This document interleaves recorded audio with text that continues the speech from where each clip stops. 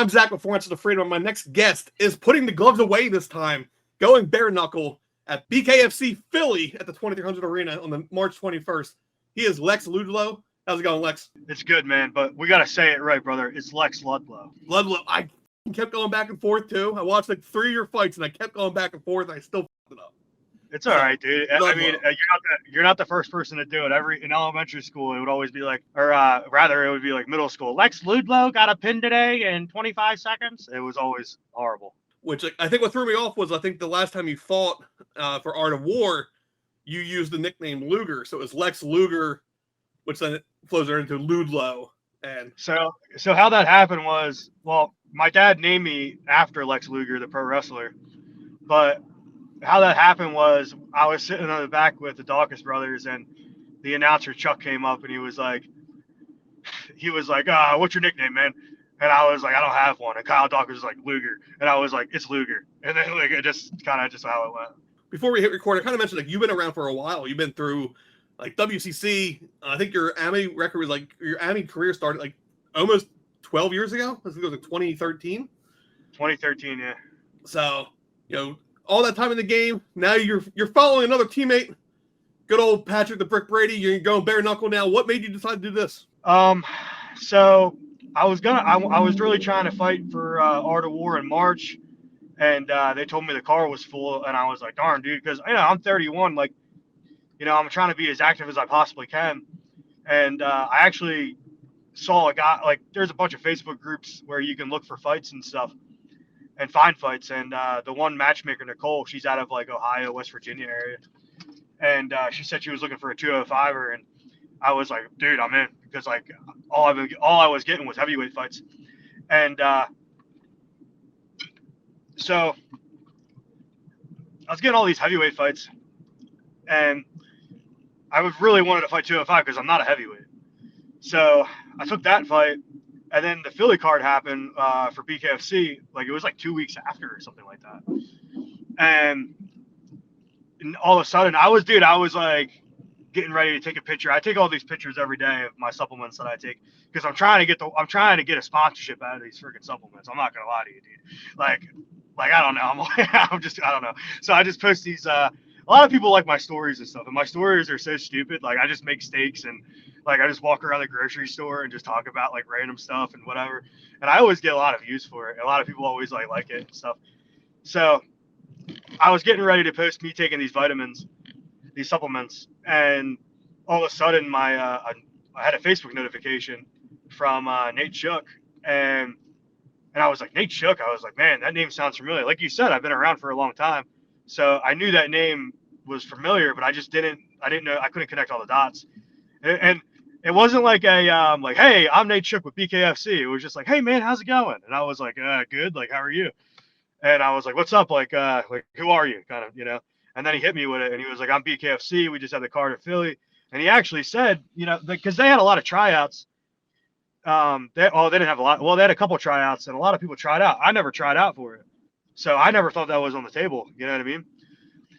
And then he was like, hey, I had a bunch of people come up to me and tell me about you. And, like I looked you up, and I'm very interested in signing you. And I was he was like, are you interested in BKFC? And I'm a wrestler, bro. I wrestled all my life. So I was like, I don't know. But I didn't write that to him. But I was just thinking it, like, I don't know, But then I was like, you know what? Because I got offered to fight for Bellator before when I first went pro. And then when I was an amateur, I got offered to fight for World Series of Fighting. And I got offered to fight for World Series of Fighting. And I passed up on those opportunities. I didn't take those opportunities, And like what I said earlier, I'm 31 years old. I'm not going to have much opportunities like this left, And my record's not the greatest right now, and that's why I'm trying to build it up. Because my goal, Dana White said he's not signing anybody that's over 30 anymore, for prospects and stuff. So my only real shot at making it is PFL or like 1FC or something like that, GFL, whatever's out there. But I got a lot of work to do with my MMA career, And it was a no-brainer, dude. Once he said that, I texted Chris and Kyle and Will, and I said, I really want to do this, and they were on board with it, man. And then I texted Nate right away, and I said, put me in, bro. So here we are, man. We're BKFC, and we're on the main card too. So You know, and on the card too, you have like other people that you've shared cards with. Not announced yet, but I've heard Garbarino's on the card. His name's, I think, on the drop down when you go to buy things, but there's no fight yet, and somehow he's not the main event. So I don't know how you put him in the 2300 and not have him main event. But I share the card with him every time. Every fight card, I'm on the same card with him. I don't really know him. I've had one little interaction with him. It seems like a nice guy, but I don't know. I try to keep my circle small, bro. I try to keep it just my team, and that's it. That's for how outspoken he is. He's pretty much the same way. Like if you're not in his circle, you're just there. I did ask him advice for about the tickets, because how he sells so many tickets and stuff. And my last fight for Art of War, I moved over 100, but that dude moves like 500. So I was asking him like, what does he do? Because because I got to grind, man. I'm like a salesman, like with this stuff. Like I'm constantly like, not this fight as much, but because my last fight for West Virginia, I didn't have to sell any tickets, and I felt like it was a big like weight off my chest, like doing it.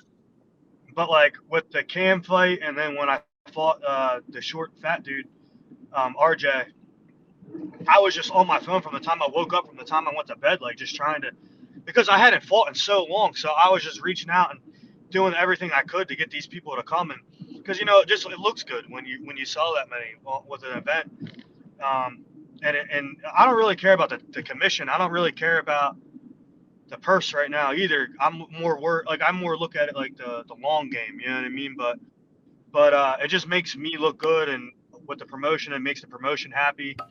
And I don't know. I'm a company man at the end of the day, Like I try to like do my best for Yeah, I mean, anyone that follows the regionals, especially either fighting on the regionals or just watching and knowing the fighters, like when you sell tickets, you get the first call when the next card comes around.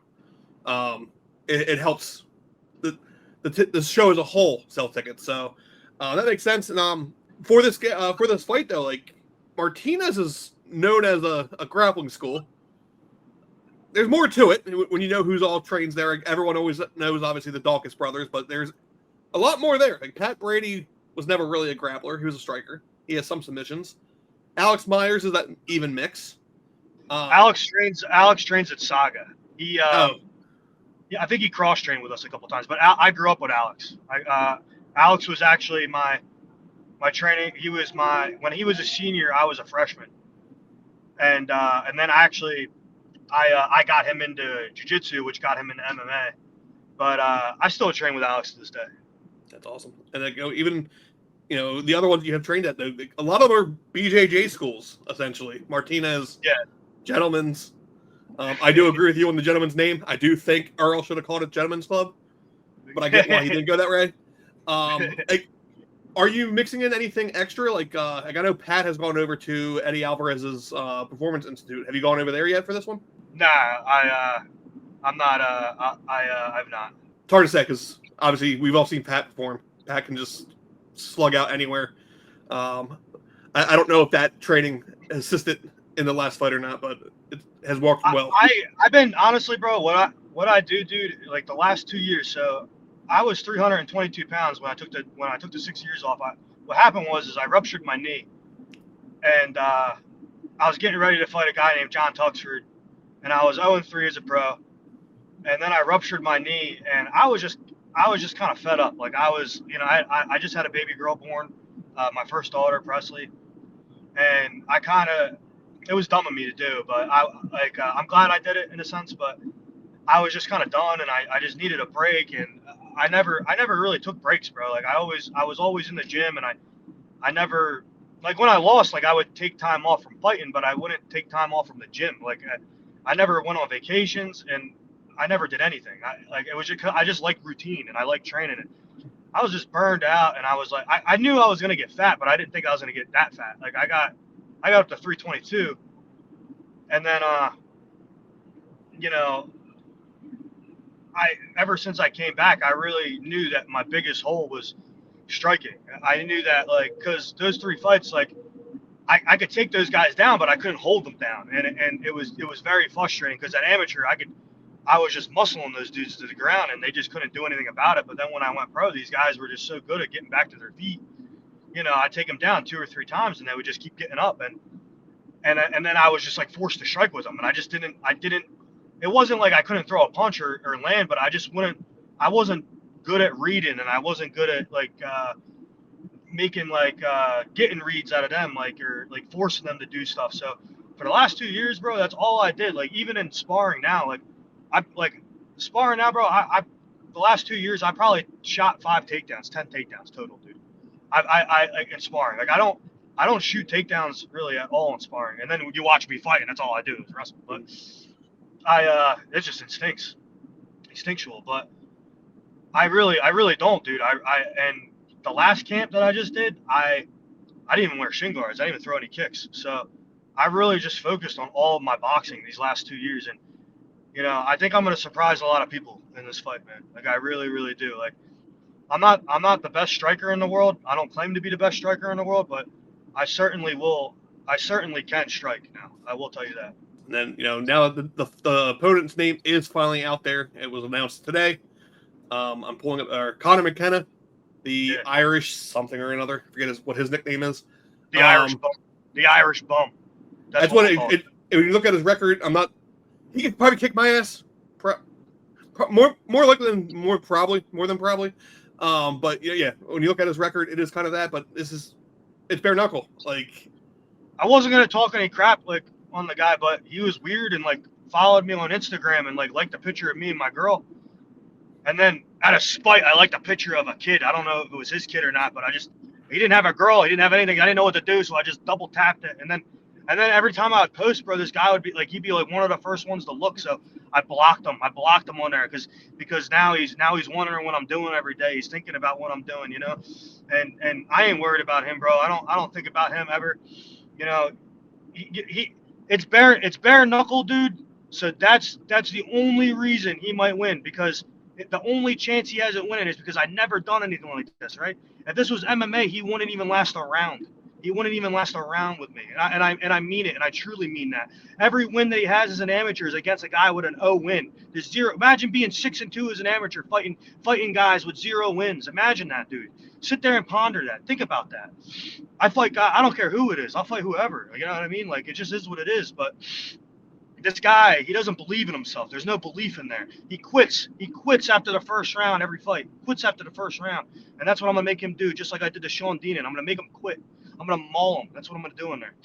He has no idea what he's getting himself in here. He thinks just because I'm smaller than him, he's going to be able to lean on me and stuff like that. I'm going to bully this guy, bro. I'm going to bully him like I bully everybody when I get in there. Every fight that I've lost, I was winning. Every single one of them. I was winning every single one of them. So I quit on myself in there, bro, because I was mentally shot, and I'm not mentally like that anymore. I'm gonna hurt this guy, and I'm gonna make him. I'm gonna, just like all my wins. Nobody fights after I beat them, bro, and he's gonna be no different. I'm gonna make him rethink this whole game, bro. He pissed me off with that shit, man. I'm not lying, man. This is why you don't follow your opponent leading into a fight. Maybe afterwards, get a couple drinks afterwards and relax. No.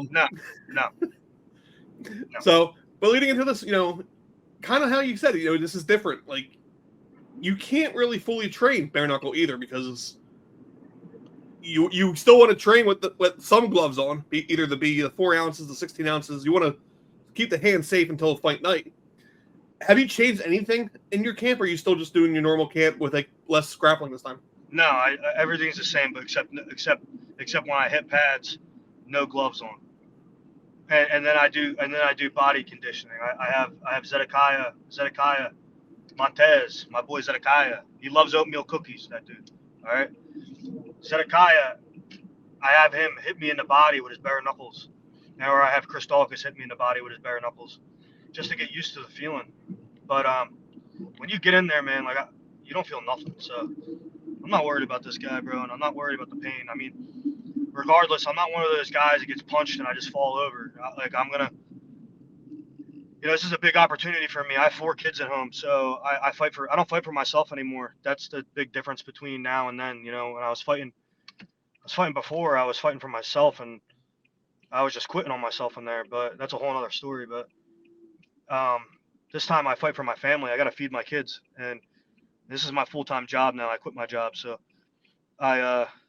he's gonna have to really hurt me in there, but he's not gonna. I don't know. I don't think he's gonna even touch me. Bro. I'd be remiss if I didn't ask, because obviously we mentioned who you train with. You know, Chris and Kyle in your corner as well. Any news on where they're at now? I know like Kyle was supposed to be in GFL, and then he wasn't drafted. Chris is up there. Any news on like what they're doing next? Is Chris going bare knuckle soon? I don't really ask Chris too much about it. Like I'm really close with those guys. I see them every day. We text every day. They're my brothers, man. I really care about those guys a lot. I will kill for those guys, and they know that. Like I tell them all the time, like, I'll kill for them. And you know, I'm not sure. I'm sure he's gonna. I think I overheard him say when I was fighting to someone that he wants to fight for CFFC again. And you know, I think Chris is a phenomenal fighter, bro. He's got, you know, he's the one really helping me with this bare knuckle with the pad work. He's got great footwork. He's got great hand speed. And you know, we spar every day, and me and Kyle spar. Well, not every day, but we spar once a week, sometimes twice a week. And you know, they're always in my ear, man. And they're always helping me, and they're always motivating me, and they really helped me out with my mental, because like I said, like my mental was shot. Like it was because I was so burned out, and I had like a different outlook on fighting, and they really got me back to where I'm at. Like, and I think I'm even like more better like mental than I used to be, you know. But then, so I'm not sure what's going on with Chris yet. I know he'll fight sometime this year. I just don't know when. I don't want to speak on his behalf, to be honest with you, because I feel like that'd be like not right of me to do. Mm-hmm. Kyle is the best middleweight outside of the UFC. I think Kyle can win the UFC title. Kyle is the best fighter I've ever trained with, bro. I've trained with like you said, I've been around, right? I've trained with all of them. You can name them. I've probably trained with them. I'm not joking when I say this, dude. He is the best fighter I've ever trained with. Like I train with you know, guys like Sean Brady. Sean Brady's phenomenal. Dude. Sean Brady is phenomenal. He dropped me with a sidekick before back in 2013. I worked with him at UPS when he was like 1-0 as an amateur, and I didn't even fight yet, and that's how I met him. And then I went to Daniels and I trained with him for a little while, and like Zoo and Felder and Webb and all those dudes, Pat Sabatini. I trained with all those dudes down there, all great dudes. But you know, like Kyle is just different, dude. Like the pace he puts on and the relentlessness, and he can strike and he can grapple, and it just doesn't end, dude. You punch him in the face, he doesn't back up. Like I don't know how else to describe it besides like he is a different breed, bro. He's a phenomenal fighter, man, and he belongs in the UFC. It's a shame that he's not in there yet, bro. It's a shame that he had to go and waste his time with GFL, but not to trash GFL, but that was just a waste of time, like, you know. But he's on the cusp, man, and you know, I think short notice call, or if he has to fight one more time, I think he'll be there, man, for sure. I've seen Kyle go from his pro debut up into the UFC, back to the regionals. He's literally right there on the wall. Like I've seen him this restructuring as well, and this is a whole different Kyle Daukaus that's in there. I think, and I've said this to Kyle, I think it was maturity in the beginning, not like personality. Like I think it was just fighting maturity. You know what I mean? Like he got there, he got his feet wet. You know, it didn't go his way. You know, and he fought tough guys. Let's be honest. Like he really did. He fought really good guys. Brendan Allen on 2 weeks' notice. Like Jesus, you know what I mean? Like Roman Delisier. Like list goes on and on. I think this time around, I think it's going to be a lot different when he gets there. He has his why now. Kind of like feeding into it. What you said too. You were fighting for yourself. Now, kids are a different story. Kids are a big why. Right. Especially, you know, girl dad. You don't want your little girl to look at you like a little wuss. You want to be the big king and the big, you know, boss man. But you know, in like 3 weeks essentially, you know, you come back to 2300. It's been a while since you've been to 2300 as well. Like a long time. Like I don't want to keep aging you by saying you've been around forever, but like I was going back and I was like, All right, I knew you were a wrestling fan. 2300. I know I geek out still every time I walk into the arena. This is a great spot for a smaller BKFC show. Right. And it's great to have them back in the city. It's been a while since Dave's been back in the city, so great seeing him also restructured too. But next name on the docket is Conor McKenna. You come in, you get your BKFC win. You want to stick around, Bare Knuckle? You want to wait to see how it goes first, or you try to go right back into Art of War? I mean, I'm open to anything, brother. Like it's like I'm a huge wrestling fan, as you say, and like when I went to pro wrestling, like I actually learned a lot from that, and I actually took a lot of it, and I apply it to MMA. You know what I mean?